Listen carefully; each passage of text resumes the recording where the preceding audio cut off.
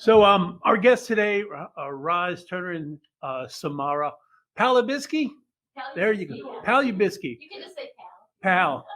Samara Powell, formerly Turner. I've known these ladies for so many years when my kids were middle school age. And my youngest son this Thursday turned 7.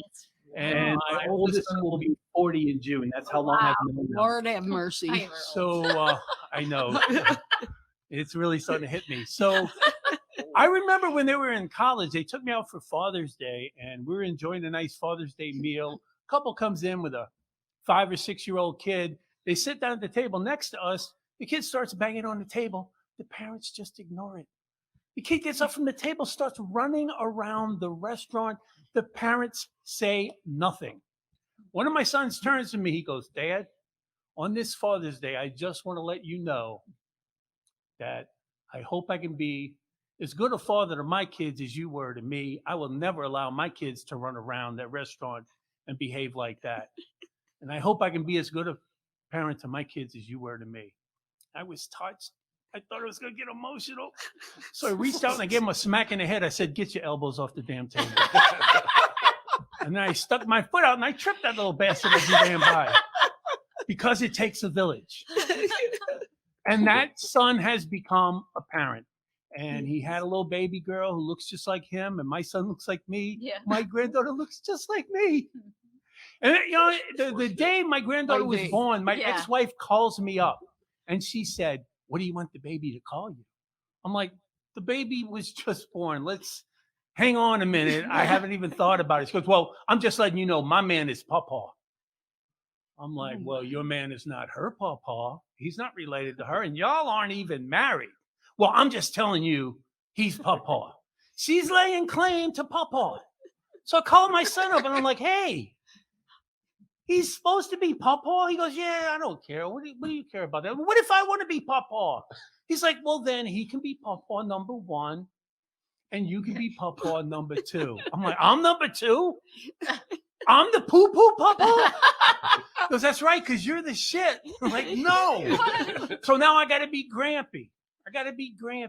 And the thing that bothers me, because I raised my sons in Wisconsin, but my son happens to live close to his mother now. And so Pawpaw and Nana get to see them all the time.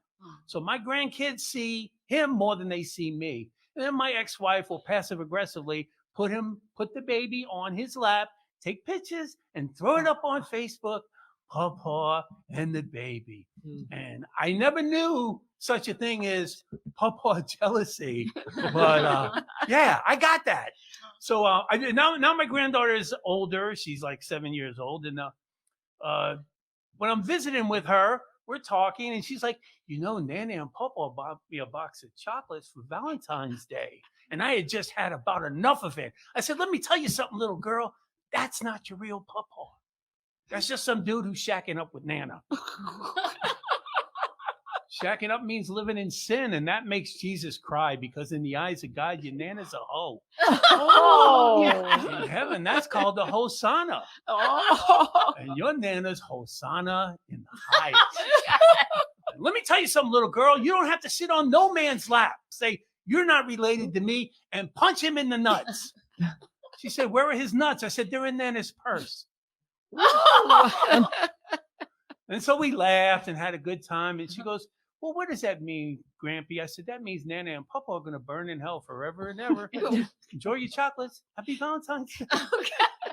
So my son had a child, and then they had another child.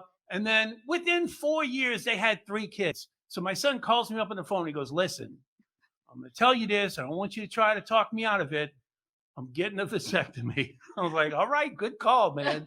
3 is plenty, you know?" So the day of the vasectomy, I wanted to call him up and find out how it went. So I said, "Hey, man, how did it go?" He goes, "Actually, it didn't hurt that bad. You know, I'm not in really that much pain." And I took the family out, and we're enjoying a nice family meal. I said, "Well, listen, I just want you to know, I think it's a good adult decision you made. I'm proud of you, and I love you." He said, "Dad, I'm going to have to call you back. My kids are running around the restaurant and banging on the tables." That's it for me. Thank you very much.